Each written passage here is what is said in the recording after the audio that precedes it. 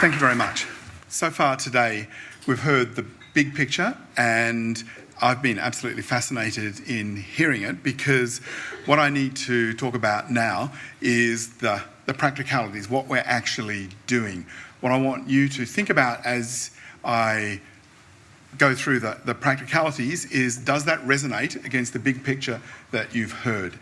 Are the things that we're proposing to do they sound like the sorts of things that are going to go some way to helping you as organisations, you as leaders in the sector, address the future that you find in front of you?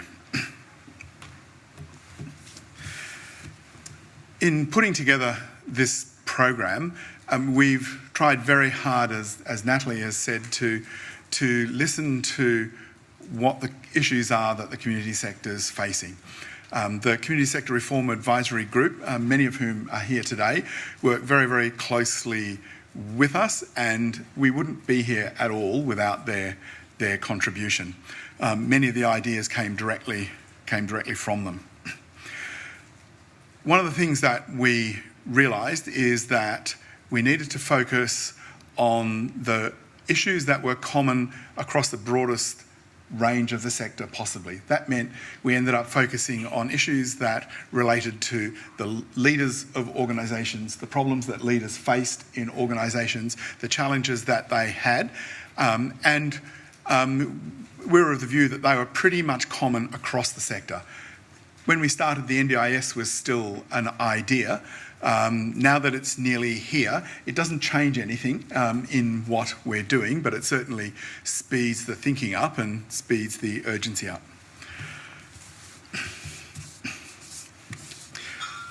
As Minister Barr said at the start, we've ended up with 5 modules.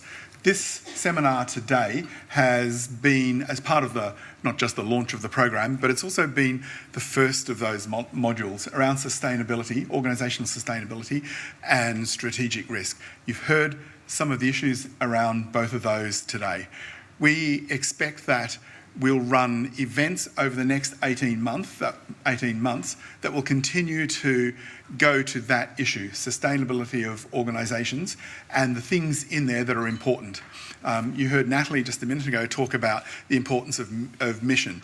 Every one of the speakers today has talked about the importance of mission. And as far as the sustainability and strategic risk module is concerned, then mission is at the heart of it. And organisations understanding their missions and then how they interpret that, how they manifest it on the ground against the challenges that they're facing is going to be the core of that program. You also heard about another module which we actually started delivering in October because the demand was there for it immediately, and that's the Governance and Financial Management Initiative. It goes to some of the issues that I remember seeing on one of David's slides about measurement, about pricing, and those sorts of issues. It's a package that has comprised about $20,000 that is being delivered by a panel of providers. Some of them are here today, and it's available to organisations in the community sector to help them focus on those things.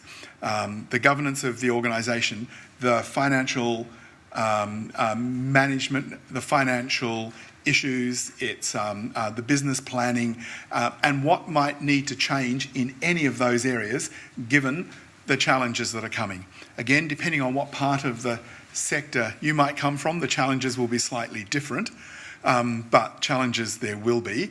And the program that was designed to be flexible enough to be focused on the issues of individual organisations and not just be a template that you do one of these, and one of these, so to speak. The first 20 of those have been awarded, and most of them have already been delivered. There's a handful more, and as Natalie said, we've had tremendous response back from those of you who have participated in it. One doesn't always get tremendous response when one's in government and running a program, and so we've been delighted that it does seem to have met its mark. And much and all as I would like to, I can't take the credit for that. I think the credit for that belongs to the many, many people who were involved in tying that program to the actual issues that organisations face. That's where the credit belongs. You heard Gillian Paul when she was talking about sector development for the NDIS. You heard her talk about the same program, Governance and Financial Management Initiative, and through the funding provided by the Commonwealth Government, that same program has now been extended to, and another 40-odd organisations will have access to it. It's exactly the same as the one that we launched in October. The primary difference being is that this next tranche is focused on organisations that are currently delivering services in the disability area or who are working towards delivering services in the disability area for a post-NDIS world. So there is a what we call a show and tell next Monday, and advice has already gone out on that, and I expect that there'll be more advice coming out on it. The show and tell is essentially an opportunity for you as organisational leaders, and I recommend that you come, and not just yourself, but bring the people who are most central to you working forward on the direction of your organisation. It might be members of your board, it might be your chief financial person or your chief operational person.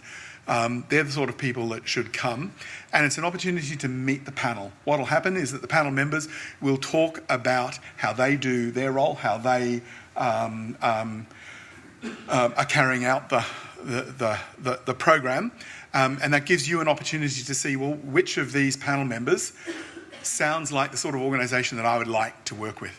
Our experience is that in the previous one is that they spread across different organisations, want to work with different members of the panel, and I expect this time will be the same. And the only other thing I'll say about it is that you can expect a tremendous experience if the first tranche was anything to go by. Okay, that's 2 of the 5 modules that we're doing. I'll now move to the next one, and okay, that's collaboration and strategic alliances. This is the next one that we're going to actually deliver, and it's the first will be in later in April, the first element of that. And before we get into it a little bit more, this one again was driven by what we were hearing from the sector, and to my mind, but maybe I'm just looking for the things that resonated with me, I was hearing similar things coming out in some of the speakers today. Essentially, it's about mission and it's about collaboration. Our view is that, our view is that the community sector, and not just our view, I mean our collective view, including you, is that that collaboration and working together is something that the community sector holds as a very important thing, but doesn't necessarily have the experience working together, both with itself and with us, that is going to be so vital when it comes to the blueprint down the track, when it comes to meeting the challenges that are coming. So we've got a whole module that will focus on that. It will start with a workshop that will look at the different aspects, if you like, of collaboration. Collaboration's quite a fat word, but within collaboration are things like organisations working together on service delivery. That's one form of collaboration. Different organisations working together on service delivery. Another form of collaboration might be organisations that are sharing back of office functions as a means of reducing their overheads, where, but for other purposes, they may appear to be separate and distinct. So there's collaboration around fundraising. There's collaboration against many different forms of collaboration. There's organisations that are merging together, and there's been a number of those in the sector over the last couple of years, and we wouldn't be surprised to see more.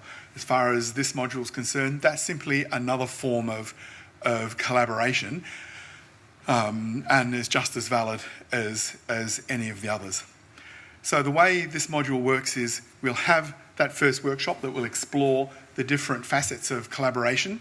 Then what we want to do is develop communities of interest. So we want to, the organisations that are interested in one form of collaboration versus another, we want to see them come together. Our role as a catalyst is to find sources of expertise and advice that we can match with. So if there's a group of people who are interested in back of office, working together on sharing back of office, then where's the expertise that we can bring together with that group to explore that? If they're interested in working together on service delivery, where's the expertise that we can bring together for that, and so on. And the module from there will go in a series of self-directed sessions, if you like, with those groups of interest until they reach a logical conclusion, which will either be they will come together and collaborate in some way, or having explored it, they'll decide not to. It's not for us to say what the answer should be, just that here's the opportunity to work through different aspects of collaboration and decide which of those might be right for you.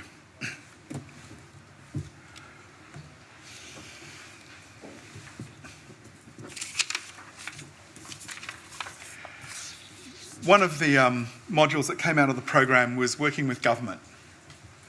I don't know if that's the next one. Sorry, I've mucked you up there a little bit. But that's okay. The little starburst you saw in that last slide we took from Skyfire as, and we thought it was a nice way of representing groups of people coming together and working and then reforming and working again. Working with government. Again, that's something you've heard about today. You've heard Minister Barr, you've heard David Crosbie, and others talk about the realities for government from a financial perspective into the future. Fine. That's all true, but that doesn't mean that government is going away. It doesn't mean that even in our more constrained future that we won't still be here and that we won't still be working with you and that we won't still need you as partners to deliver the outcomes that we are all sharing.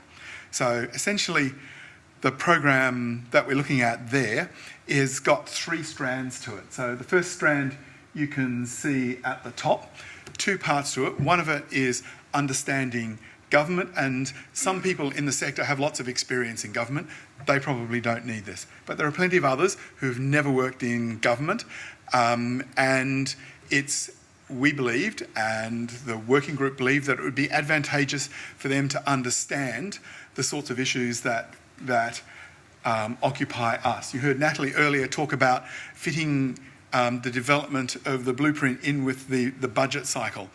If you don't understand the budget cycle, if you don't understand when decisions are made, then you won't have a sense of when it is the right time to talk to the government about something. If you don't understand that if you write to a minister, that the minister will send the letter to someone like me, who will write the response, then it's not a bad thing, it's a very good thing, in fact. But if you don't understand that, then you're at a disadvantage. So one part of the program is about understanding government. The other part is making sure that we understand the sector better. And we saw this as a series of sessions that could be run once every 6 months or once every year, that provide an opportunity to look at each other's world and then come together at the end of that session and share something. The next module is an extension of this concept of working with government. We call this Undiscovered Country because we think there is a fair bit of undiscovered country between the two of us. This is one where it'll take a little bit of time to put the practical details in place. So this component won't be starting for a few months yet. But essentially what we're looking at is the opportunity to provide practical experience for people in the sector of our world and vice versa. I know one of the most useful experiences in my career as a public servant was the opportunity to go and work in a private sector organisation for 6 months. That was tremendous. I learned a lot that I was able to bring back into into government and to take forward. So I'm not saying that this is a 6-month program of secondments, but we are looking at ways in which we can share that understanding in a deeper way for the mutual benefit of all of us.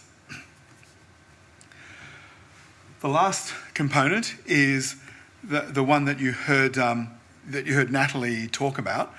We think that, and Minister Barr and the government introduced some reforms around contracting, procurement and reporting in December. They're quite significant. They will make a real change to the way we do things, and in turn that will flow through to a real change in the way you do things, with the most immediate benefit of that being a reduction of the impact of the relationship with the government on you. In other words, the underlying model is that if you were to have as many resources as possible to deliver and put towards the outcome, then we should be consuming as few of those as we possibly can, commensurate with good governance, but we should be consuming as few as possible. So the reforms that the government implemented, and a note went out earlier this year about those, but those reforms are designed to have a reduction in our impact on you in an administrative sense. If they don't, tell us. But that said, I'm very, very confident that they will have a positive impact. Again, sitting in a government, or sitting behind a government computer, it's very easy to think, well, this would work. You know, that seems sensible. Let's just do it like that. Yep, that meets all my requirements, and out it goes, and everyone has to do it that way. Because I have little confidence in my ability to do that very easily, then as Natalie said, and as we discussed in the Community Sector Reform Advisory Group on Thursday, we're looking at a group of people with operational experience on your side of the fence of dealing with government, to look at the proposals before they actually get implemented. In other words, it might seem sensible to do it in such and such a way, but we might have missed something obvious, or there might have been a cleverer way to do it. So it doesn't cost very much in time or effort to ask those questions, but it does cost a great deal in time or effort to change a process once it's gone in. And I'd much rather spend a little bit longer in road testing the concepts and making sure we get them right, rather than just jump straight in. So that's what doing some work together means. That means using a practical example of some reforms that were developed initially through working together, and now we'll implement them, getting your views as well. Finally, the last module of the program is one on tendering and procurement. This one, again, breaks into two components. It's in two components because there was a lot of discussion about the relationship between the sector and the government when it comes to procuring, and I'll come back to that. And there was also a lot of discussion about what it means on your side of the fence. So we saw the light and we split it into two. On your side, tendering and procurement, that module will go back to the thing that we've talked about many times today, and that's mission. And feedback that we got from lots of organisations, and by organisations I don't just mean community sector organisations, I mean organisations that are in the business of delivering services and being funded for those services or paid for those services, and it kept coming back to mission. In other words, the message we were getting was, don't take on a program if it's not core to your mission, because it will just hurt you in the long run. That's as much a commercial perspective as a community sector perspective. So this module will look at the relationship between funding opportunities, if you like, programs that are being funded by the government, and mission, and around issues around and it won't be delivered by me because I'm not the right person, but there will be people with expertise in doing precisely this that will talk about the decisions that they go through when they decide, should they deliver something or should they not deliver something? Should they bid for that or not bid for it? Is it within our mission to do that, yes or no? Is this new opportunity a legitimate area for development for our business and our strategic plan has already identified it, or no? Are we being opportunistic, or are we being true to our mission? So we'll look at those sorts of issues from the perspective of people who have to make those decisions every day. The last component is our tendering and procurement. That's the procurement of the government by the government of services. You've heard that we're shifting to a more outcome focus, and that's not going to change. But there will always be procurement, and for a very long time, I assume, depending on whether the NDIS experiment is successful.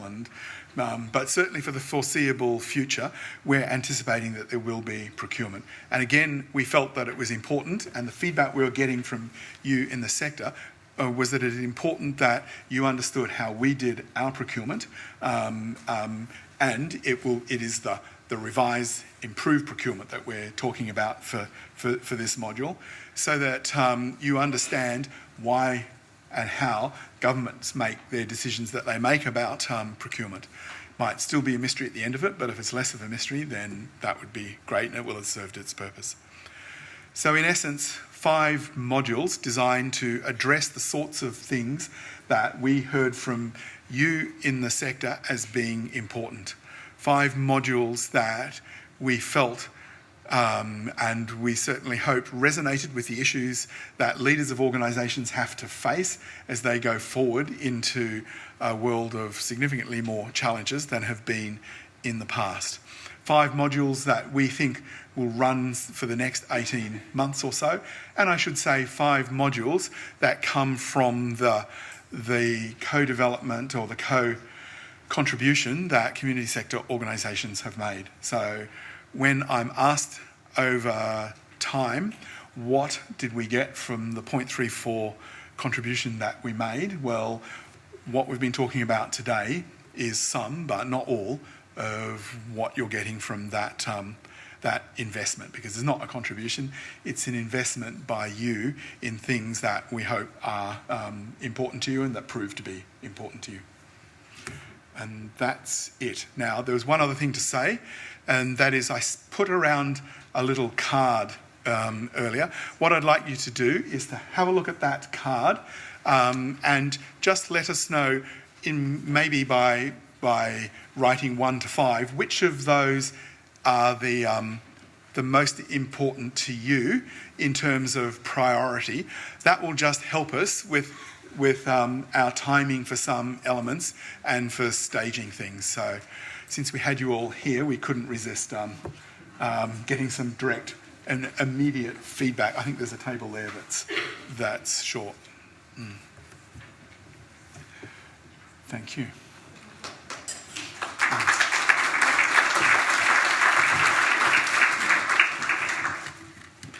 And I'm happy to answer questions, of course. You've given a great outline of some of the things that are to come ahead in terms of building that capacity. I can see some hands going up already.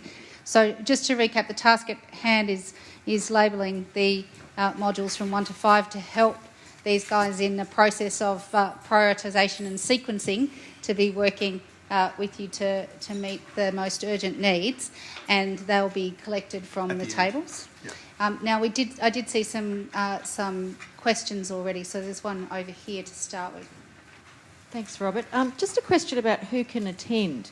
Are there 2 or 3 members from each organisation, or just one, or how many people can we have participating in the modules?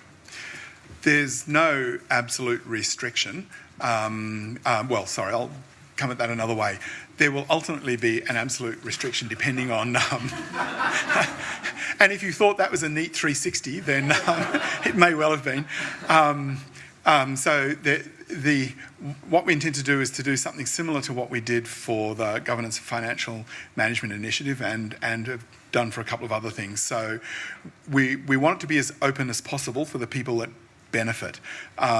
Sometimes we've done things that have been first in, best dressed on the basis that we thought that would would best meet the demand. Other things will say this is going to work best if we have the decision makers there. There might be 3 for an organisation. I have no problem with that, but different ones might have different mixes. But as we go out, we'll talk about that. So, for example, if a lot of people are interested in collaboration, then if that means we have to get additional, maybe split a working group into 2, then we'd look at doing that so that more can participate. So I haven't got a firm answer other than that eventually you do reach a limit, but we want it to get to the people who make decisions in particular. We think that's who will benefit most.